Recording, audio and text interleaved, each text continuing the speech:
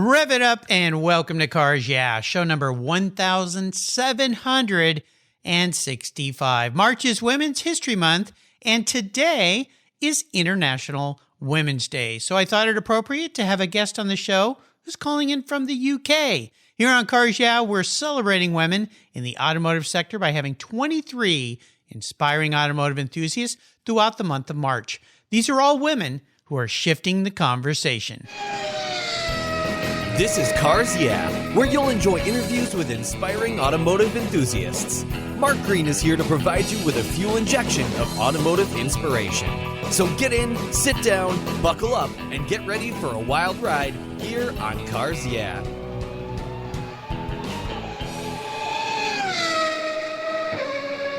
Hello, inspiring automotive enthusiasts, and welcome to Cars Yeah. Today I'm in Prescott in the United Kingdom, over the pond, as they say, with a very special guest to celebrate Women's History Month and Women's International Day by the name of Angela Hucke. Angela, welcome to Cars Yeah. Are you ready to put it in gear and release the clutch?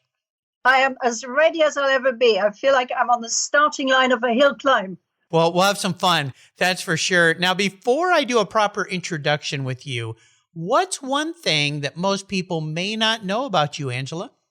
I think most people will know about me that I'm passionate about cars and Bugattis, but I'm also passionate about rock music and met my husband at a music trade show in Frankfurt. He's a professional musician, and live rock music is one of my absolute passions. Okay, well, let's see. Give me a couple great bands, live rock band concerts you've been to. Aerosmith, many times. I think that'd be the top of my list of live performances. Robert Plant, not with the rest, but individual solo performance, amazing, and so on. I've been to festivals of rock concerts and Extreme, another very good band. Joe Satriani, rock guitarist. Yeah.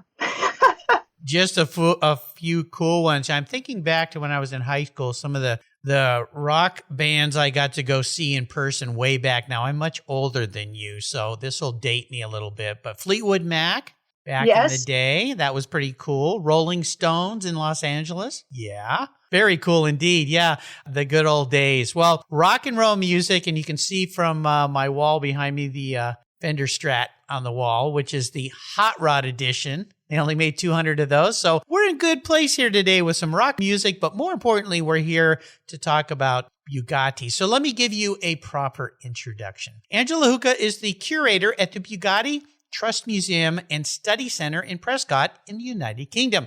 She's been passionate about historic cars, and more specifically, those French cars, Bugattis, for a long time. Really for as long as she can remember. A summer job as a teenager involved archiving the Roland Bugatti estate. Now, Roland was the son of the great Ettore Bugatti, and fortunate timing involved access to drives of Bugattis, including all types, plus the magnificent 57G Le Mans car and a baby Bugatti. Pretty cool. A recent highlight was organizing the return of the extraordinarily original and historic Type 5950B Vermilli. Am I saying that right? Vimille. Oh, well, your French is much better than mine, that's for sure. The Vermilli Bugatti to Prescott after 80 years and running the first ever virtual vintage Bugatti day back in November of 2020, which saw the original Pinetti and Succi tricycle built by Ettore Bugatti come to the trust. We'll be back in just a minute to talk more with Angela about these magnificent French vehicles. But first, a word from our sponsors that make this show possible. So we're in the UK today, International Women's Day, having fun with the great Angela Hucke. We'll be right back. The best way to protect and preserve your vehicles, along with the meanings, memories, and experiences they give you, is with a quality-made, custom-fit car cover from my friends at Covercraft.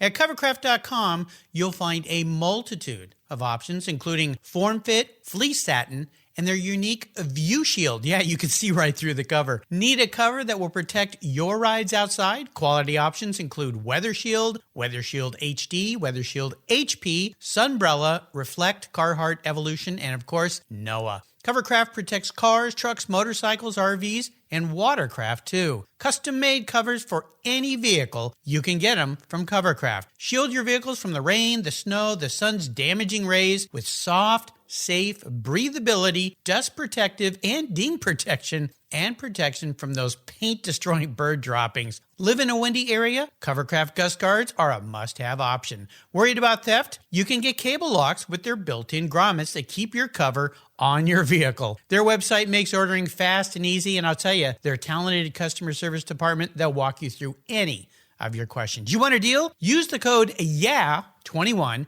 at covercraft.com and you'll get 10% off your Covercraft order thanks to me. That's right, 10% off. Simply use the code YEAH21 at checkout. I've been protecting my vehicles with their covers since 1975. Covercraft, protecting the things that move you. American Collectors Insurance. That's who now protects my Porsche Turbo, the one I call my Orange Crush. They've been protecting vehicles since 1976. With all the time, effort, and money you've put into your classic vehicles, do you know how much you would receive if yours was stolen, damaged, or totaled in an accident or a fire? Your regular auto insurance carriers won't tell you until after the claim, and more than likely, you'll be in for a rude awakening. With an agreed value policy from American Collectors Insurance, you'll be paid your vehicle's full agreed value. No surprises. So don't just hope for a fair claim settlement. Be certain and know exactly what you'll get with an agreed value policy. I shopped around and decided to protect my car with American Collectors Insurance. Give them a call today for a quote at 866-ACI-YEAH. That's 866-224-9324 and protect the ones you love. Tell them Mark Green at Cars Yeah sent you. That's American Collectors Insurance. Classic car insurance designed by collectors for collectors, folks just like you and me. All right, Angela, we are back. So let's take a deeper dive into the corner and have you share more about what you're doing there, what the trust is all about, your role today, why you find getting up out of bed and going to work every day so much fun. It's a nice way to get the inspirational tires spinning a little bit here on Cars Yeah. So, Angela, I know you've done this many times. Take the wheel. Thank you for giving me the steering wheel. The Bugatti Trust Museum and Studies Centre, by its name, you see we've got a museum section where we have exhibitions and stage events, but also it's a study centre, which is very, very close to my heart. The setup was opened 31 years ago next month. So you can imagine we were planning some wonderful 30th anniversary celebrations last year, which didn't happen. We thought we'll celebrate 30 plus one this year. But the second part of the name, Study Centre. So our aims and objectives are to use our beautiful archive, which has tens of thousands of documents and photographs and technical drawings, to study them and further the understanding of Bugatti. Well, it sounds magnificent. In our pre-show chat, I was speaking with Angela about the time I got to visit the Bugatti Museum in France, which was quite spectacular. In fact, I was at Retromobile back in 2011, and there was a gentleman there who did some magnificent pencil drawings with some colors added of Bugattis. And I bought two of them. One of them is of an engine hanging in the factory, and another was of a car. I ended up giving that to a friend. But I love these vehicles. I love what's great about them. We're going to talk more about why these have been such an important part of your life. But I would love for you first to share a driving inspiration, maybe a key mentor in your life, someone that's helped you be successful. Who was that person, and what was it they did that helped you out so much? I can't remember a time where I wasn't mentored. It felt like I was mentored from the beginning. I had an incredibly supportive father who thought women could do any job possible, study whatever they wished for, and surely drive any car they wanted to.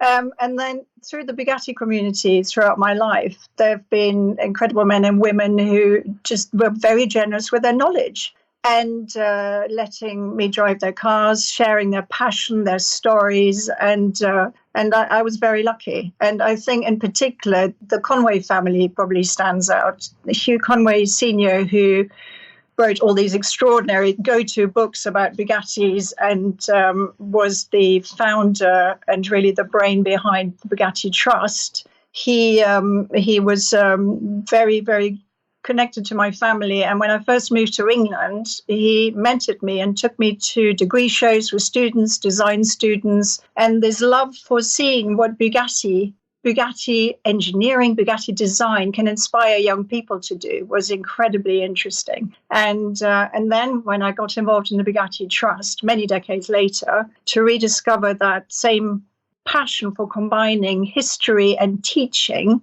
engineering, design, and art was just fabulous. And I'm definitely mentored by everyone I work with, I come across, my trustees. It feels like this ongoing learning and mentoring process.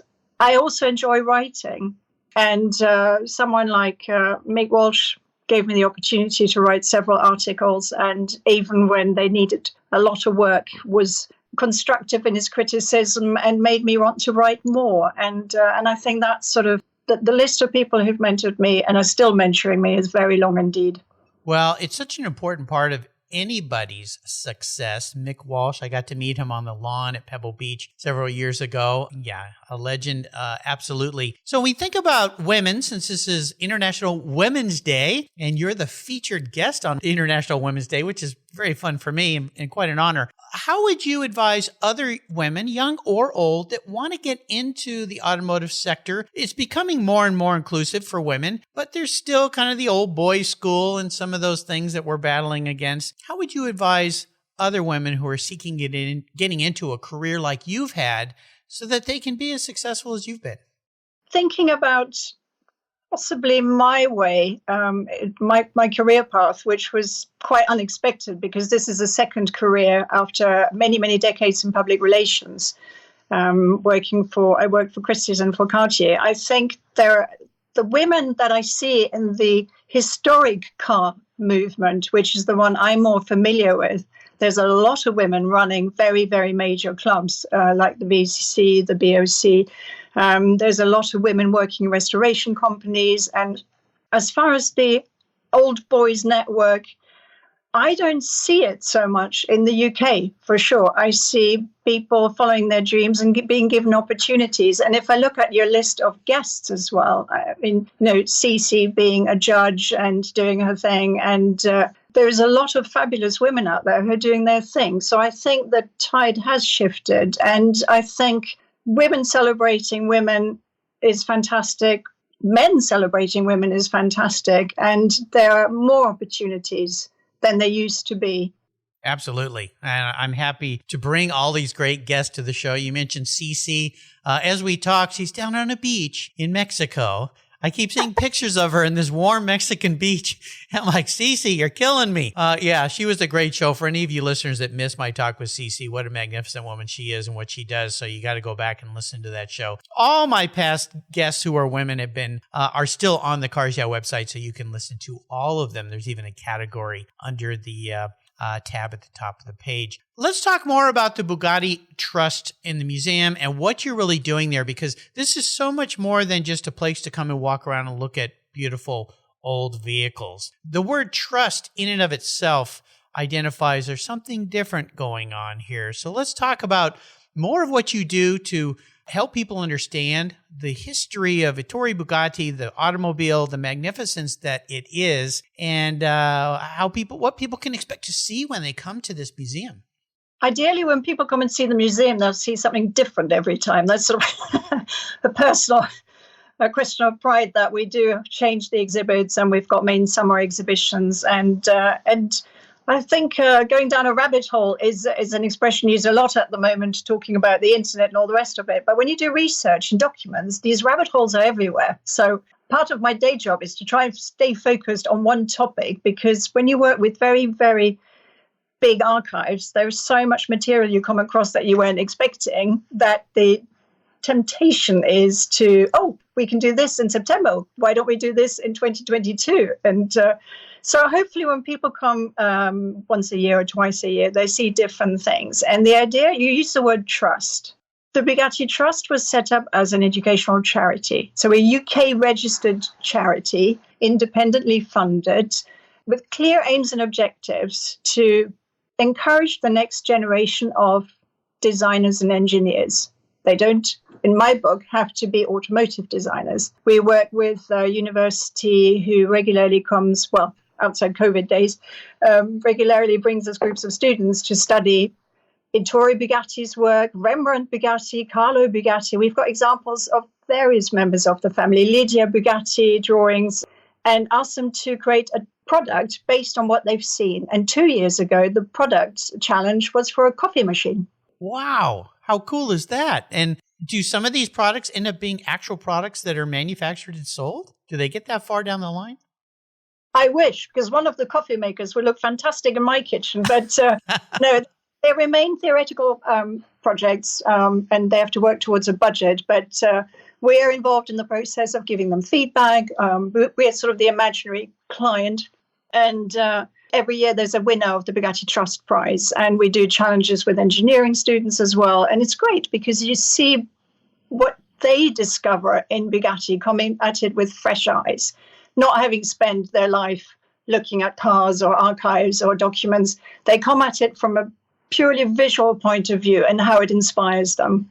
Share a little bit more about Bugatti Design, because when most people hear that word, they think of the Type 35, the race car, the beautiful cars, the Royale, these incredible vehicles. But the design elements that came out of Bugatti were so much more than that. I purchased a beautiful reproduction, was made down in South America, of a Bugatti Vice to put on a bench.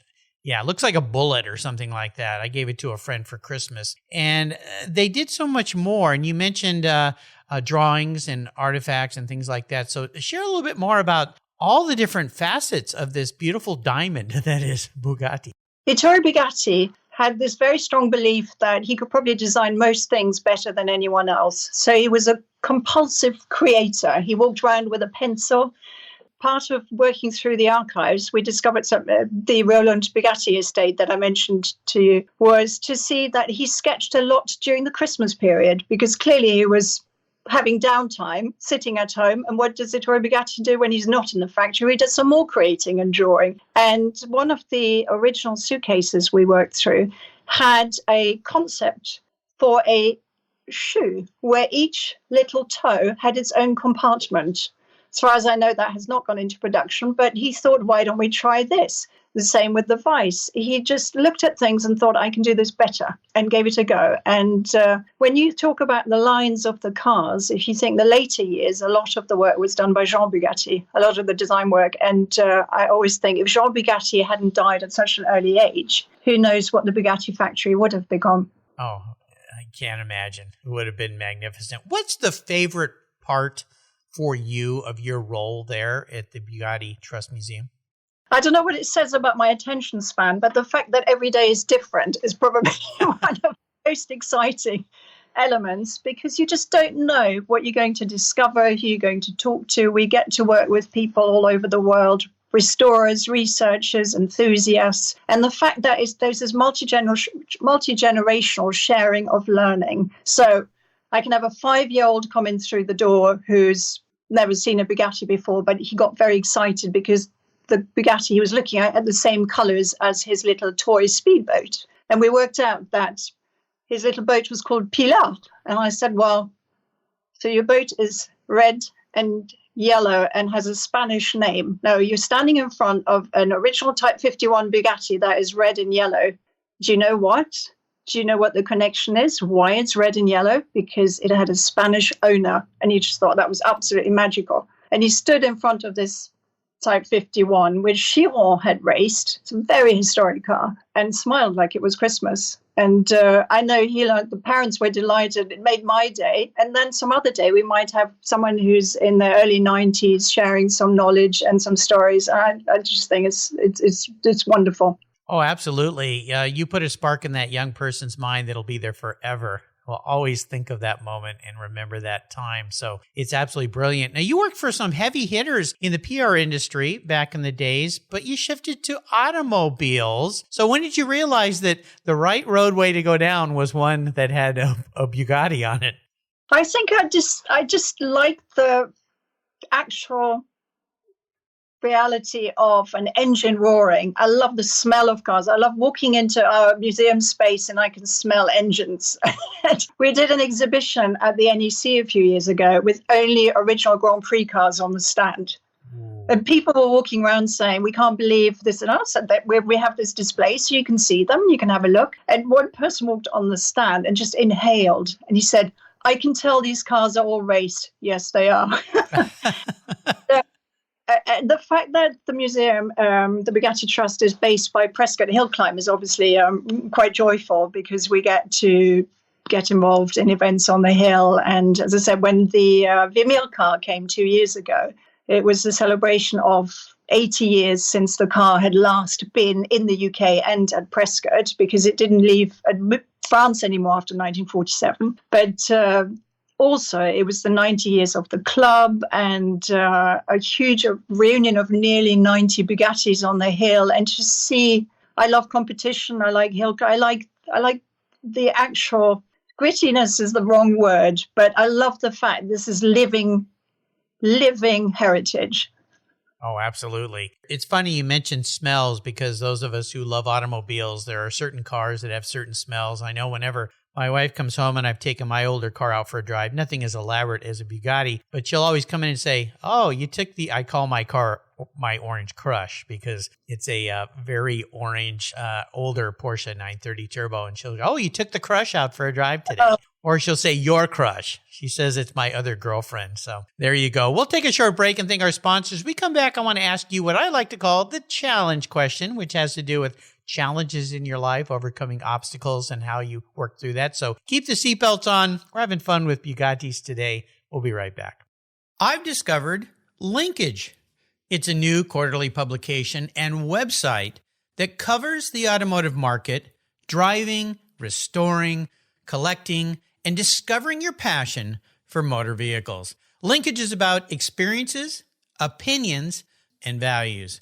Linkage is an actual informed, reasoned opinion based on first-hand experiences. A talented Linkage team covers the automotive world, the people who share your passion and mine, smart, considered, rational, and experienced opinions, ones you can learn from and grow. That includes our passion that drives auctions and the collector car market. So come with me and join us on this journey. Join Linkage. Linkage, geared for the automotive life. Subscribe today at linkagemag.com. By the way, if you go to linkagemag.com and use the code CARSYEAH, you'll get $10 off your subscription. Give it a try.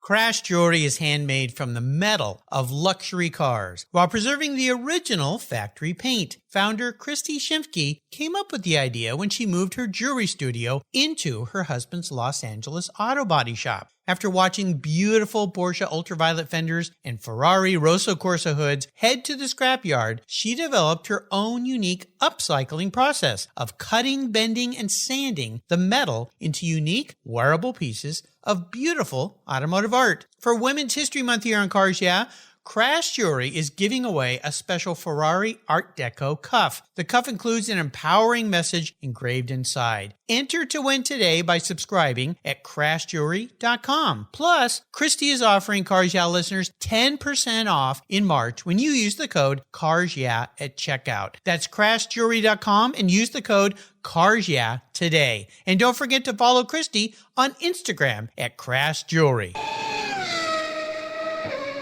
All right, we're back. Now, I like to ask my guest about a big obstacle they've overcome. And it's really more about what it taught you so you can move forward in a positive way, looking at challenges and failures with a very different light, which is what most successful people do. So walk us through a time in your life that kind of set you back on your heels. One of the most challenging things I found was moving country.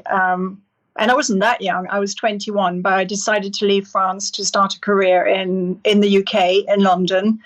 And I had a full-time job, which was very demanding and very interesting. But having done well in my interviews and with my education, all the rest of it, fundamentally, I'm quite a shy person. And I remember that I was equally thrilled and completely gutted that one of my first assignments was to work in the press office, where I'd spend the whole day talking to people, welcoming people, briefing people. And I think I spent the first year in a state of permanent blushness, if that's even possible. Is that a word? Yes, I think so. It is now. It was, I was bright red for a year, and then my skin got bored and I relaxed a little bit.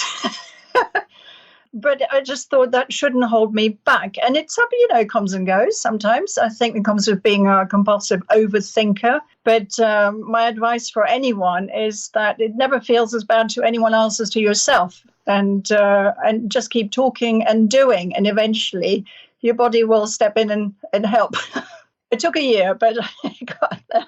It's very well said that I've heard this from so many guests that when we put ourselves out of our comfort zone, that's when great things start to happen. And most of the time, the fear that is occurring is all within us. It's not outward. That is, people aren't really noticing it, don't really care that much. You just have to step out and do it. And absolutely right. Get out there on the edge. Get there on the edge of the track where there's some marbles out there where the car might break loose a little bit.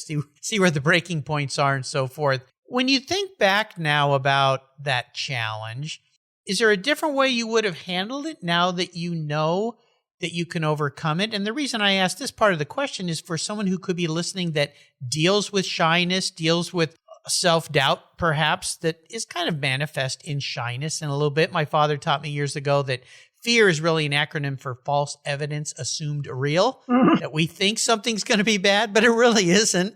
Yeah. So how would you handle that differently, or share with somebody else so they can be nudged out there onto the ledge? The ledge is the wrong thing to say. The edge of the branch where it might bend a little bit, but let's not say it'll break off. I think comparison with the ledge is not helping people relax. No, probably not. That was a silly thing to say, Mark. Retract that, but I'll leave it in for fun. Yes, I think imagine a wonderful ocean that's waiting for you to dive in and make the best of it. That's probably more sort of appealing, perhaps. Yes. I don't know, to me anyway. But I'm one of those people with the best advice given by other people. Some things you just have to work your way through it, and people around you will support you, but someone talking you with logic through what shyness or fear or social anxiety or the other things are, I wouldn't have thought is enough. You need to challenge yourself, and perhaps not at a high dose. Don't go out there and do a speech to 1,000 people without notes, but challenge yourself very much in the CBT mode, cognitive behavioral therapy, where repetitive exposure and increased exposure to things that trigger how you feel about public speaking or other performances that involve potential judgment by other people or critiques, or if you're nervous about that. I think when we're talking earlier on about what young people, young girls should do, or young women who would like to go into any career, really, when I do careers evenings as a volunteer, and they say, oh, how can you get into public relations? How can you get into this? I always say, volunteer. If there is a way of, making your mistakes as well as your first successes as a volunteer, go for it. And you're not going to be writing the next Pulitzer immediately, but you might be writing a little review in a local publication. And I heard a fantastic word today in a seminar. Apparently, the future is glocal. So going local. So going local, but on a glocal level, but using that local approach where you connect with people. And you can practice that on your local paper, on your local blog, and then just learn your craft. Great advice. Awesome advice. Some golden nuggets you're dropping on us here. Love that. When you think about your bucket list, what's a great thing you'd like to still accomplish either in your life or in your business? I have a relentless bucket list. I add things to my bucket list probably at least once a week where I think, oh, wouldn't it be nice to do this? Wouldn't it be exciting to bring this car to the museum? Wouldn't it be fantastic to go on tour, to have an offshoot in another? That's why I work with a board and wonderful teammates and colleagues called David and Sue, so that out of all that enthusiasm, we make plans that are realistic and feasible. But I think my bucket list has no bottom. The bottomless bucket list. There's a quote. I'm going to keep that one on my list. The bottomless bucket list. My buckets are so heavy, I can hardly pick them up. So you should keep on dreaming, keep being enthusiastic, and keep on putting things into that bucket because why not? Who's stopping you? Absolutely. Even if you think you can't pick that bucket up with that dream in there, put it in there anyway because you'll find a way. That's for sure. Get people involved. Carry the bucket together. Just, don't give up. I love that one too. Carry the bucket together. What are some positive ways that you like to help others get into the automotive world? You mentioned children, people, or old people, anybody coming into the museum and sharing with them. But are there some other ways that you've found that are great to bring people into this automotive hobby, the profession that we're all in?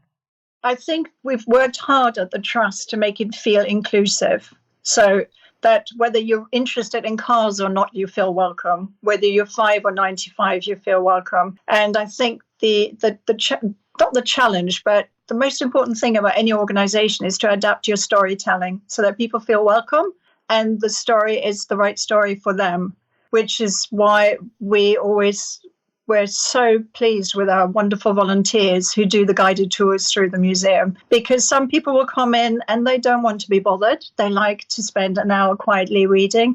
Other people will come up and say, right, what are the highlights? Make it fun and get on with it, which is a lovely challenge. And the other organizations I got involved with during lockdown, actually, was an organization called Revs Limited, who's got now a very strong Facebook presence. And it was all about bringing a community together. And one of the 3 events fundraised for Mission Motorsport. I don't know if you're involved with, if you're familiar. Share with me. Mission Motorsport is a charity in the UK that helps servicemen injured in service to find jobs in the automotive industry and placement. So it's a fabulous organization with very, very inspiring people involved in it. And we also worked with, Revs, and I'm one of the volunteers for Revs, worked in supporting a charity called Starter Motor, which helps getting apprentices into historic restoration businesses. And the last charity, which is not directly connected, but very to the automotive business, but very important in the current climate, is Mind, which is a mental health charity in the UK. Oh, magnificent. Well, my listeners know that my charity of choice is Tech Force here in the United States, which helps many people get into the automotive sector. So fantastic. I'd love to reach out to some of those people that you've shared with me today and have them on the show. I've had guests on the show that help people who've come back from combat, that have lost limbs, people that help PTSD sufferers get over that or work through that or forget about it for a while with motorcycle rides or building motorcycles so they can focus that mind on something more fun and enjoyable. Fantastic. What's the high point for you so far, if you can pick just one, something you're really proud of with what you've been doing in the automotive sector?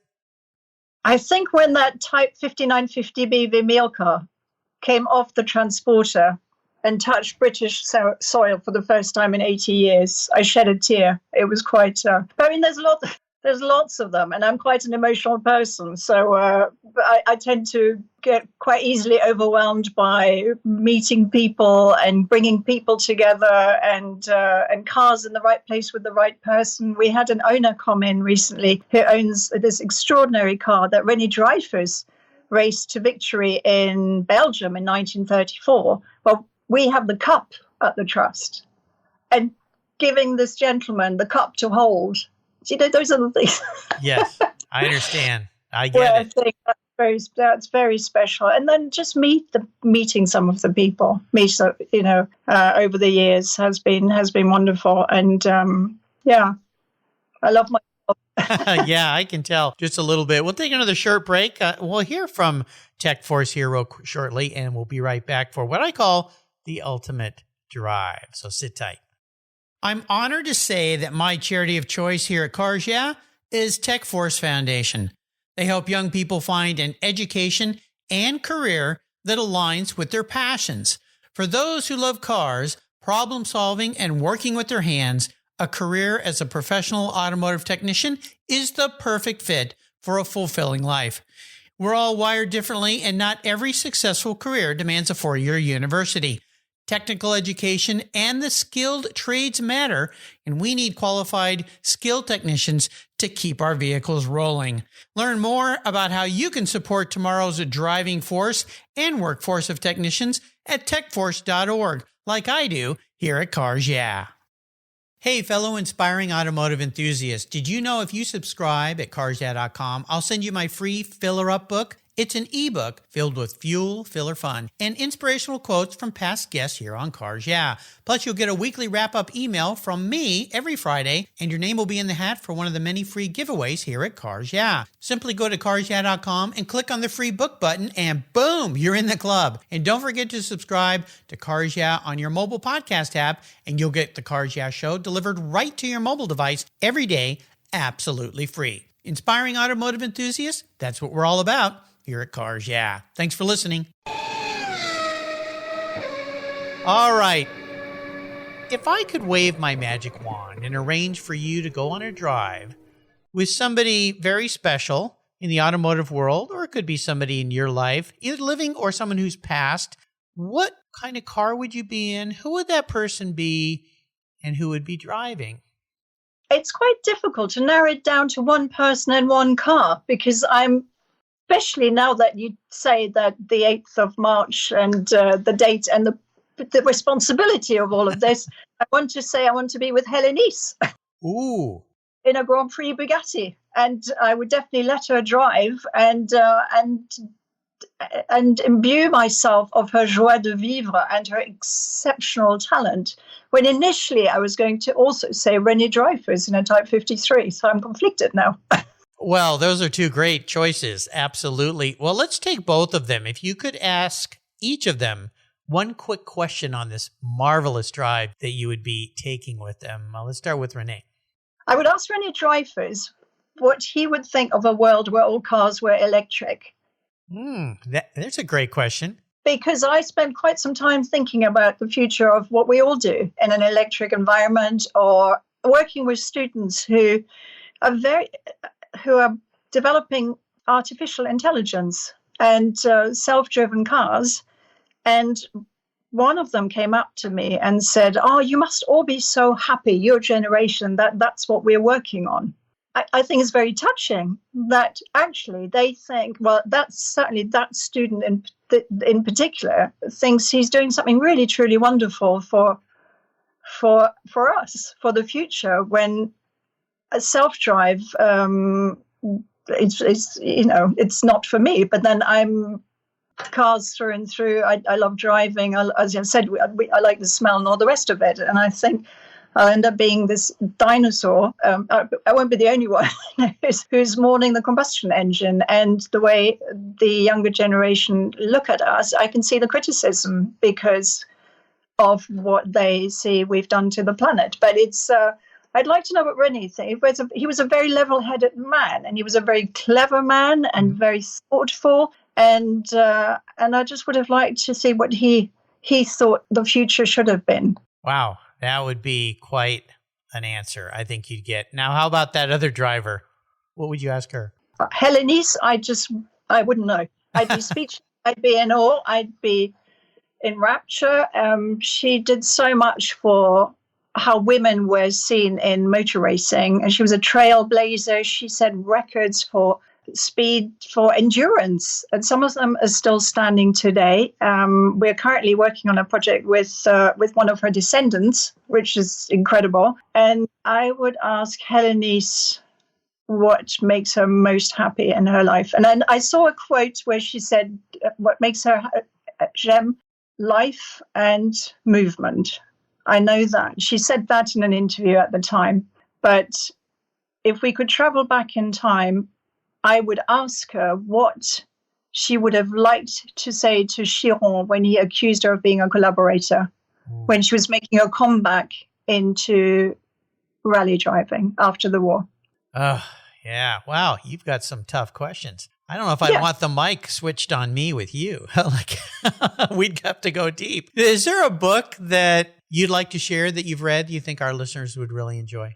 I was thinking about that, and I'm a compulsive overreader. I think I mentioned that earlier on. So I like a huge variety of books. But there's a book by Bill Bryson that I will go back to and read once a year and just relax.